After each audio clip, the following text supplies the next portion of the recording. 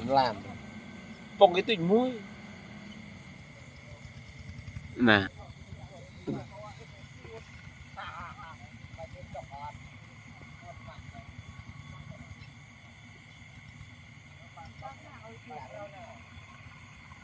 không lên gì chưa bao nhiêu rồi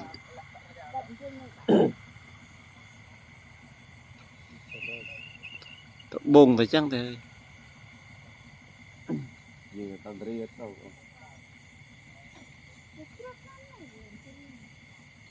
nắm này nam mà từ tình ban làm mà khen làm mà tết này tết đừng chọn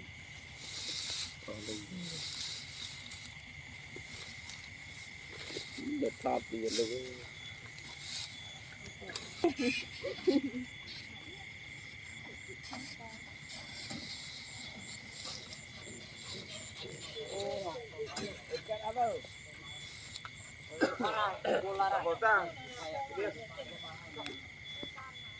Tay vô nè mà là. Là.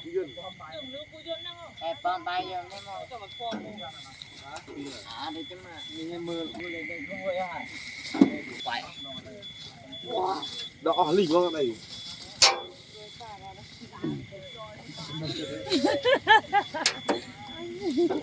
Anh ba bên anh người ơi, anh khơi ra.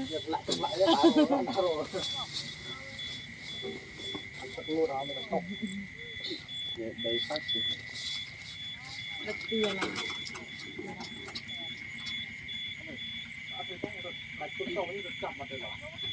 mẹ ra làm tù ra đi quá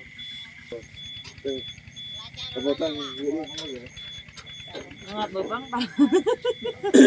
thì ở mà bông hay mà nói tầm bông ôi một bông tới ta làm ra ta nói chăm mà ta cho nó tiền hầm đặc ăn một thì đúng rồi trong cái trong đi chứ Ngọt anh như tiền.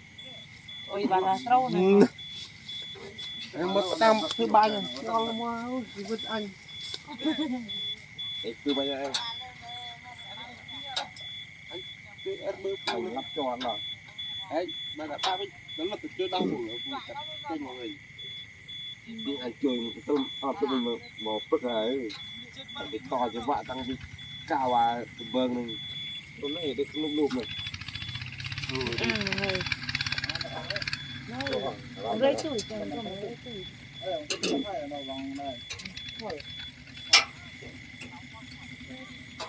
mình chả chả về Lúc bị.